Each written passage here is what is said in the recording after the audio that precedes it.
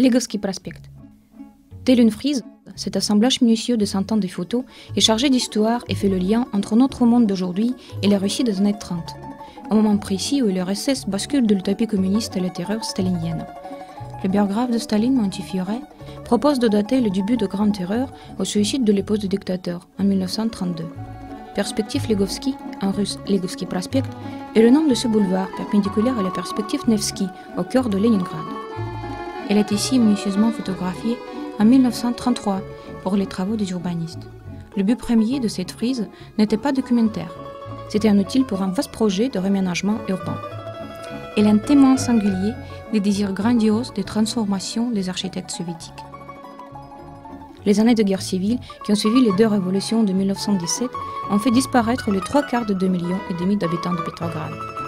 Et avec la collectivisation forcée des terres, Legovski reste un boulevard du crime.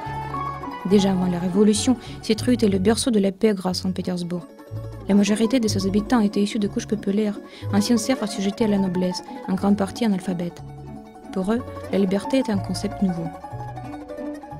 L'exode rural des paysans amène dans les villes une nouvelle masse ouvrière. Les immeubles sont collectivisés, les appartements partagés, les riches propriétaires immobiliers sont expulsés.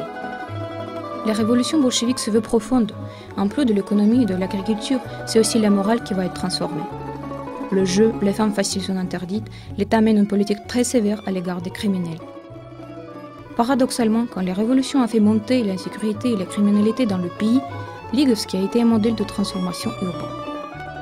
Au moment de la réalisation de ce panorama, les migrations ont cessé, empêchées par les forces armées qui tiennent les paysans à l'écart des villes.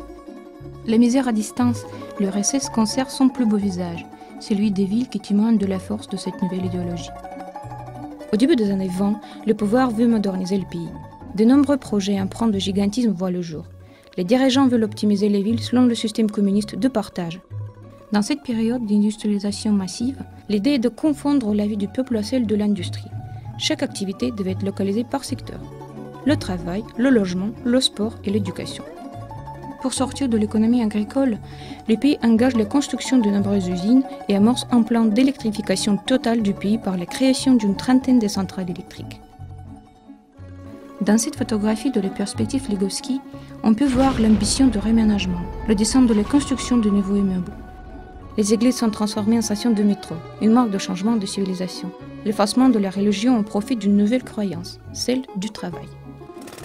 Kirov, chef communiste de Leningrad, était à la tête du projet. Mais trop populaire après de parti, en 1934, il fut assassiné. Aujourd'hui, on a la preuve que l'ordre était venu de Staline, qui sentait en lui la menace d'un concurrent potentiel. Avec cette mort, tous les projets de réménagement urbain vont être enterrés. C'est la fin du rêve communiste et la naissance du régime de la Grande Terreur. Staline mit en place dans les heures qui suivirent l'assassinat de Kirov la loi du 1er décembre, qui permettait de juger des détracteurs sans aucune enquête préliminaire. Cette loi condamna 1,4 million de personnes, dont 680 000 seront fusillées entre 1934 et 1938. En 1933, la situation du pays est critique. Le peuple a été décimé par 2 famines en l'espace de 12 ans. Conséquence directe de la révolution de la politique de collectivisation, il en a engendré près de 10 millions de morts. À la veille de la Seconde Guerre mondiale, Staline entame les grandes purges qui supprimeront les vétérans de la révolution de 1917. Cette photo de Legovski Prospect est le témoin direct d'une rue qui a traversé l'histoire. Au début, elle n'était qu'un canal servant à l'irrigation des jardins du tsar. De nos jours, la rue reste très proche de son apparence de l'époque.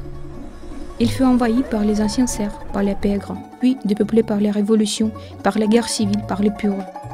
Elle a été en grande partie épargnée par les bombes qui pleuvaient sans cesse sur Leningrad pendant le blocus nazi de 900 jours lors de la Seconde Guerre mondiale. La photo est le support d'un rêve. Elle incarne l'idéal de la création d'un avenir meilleur.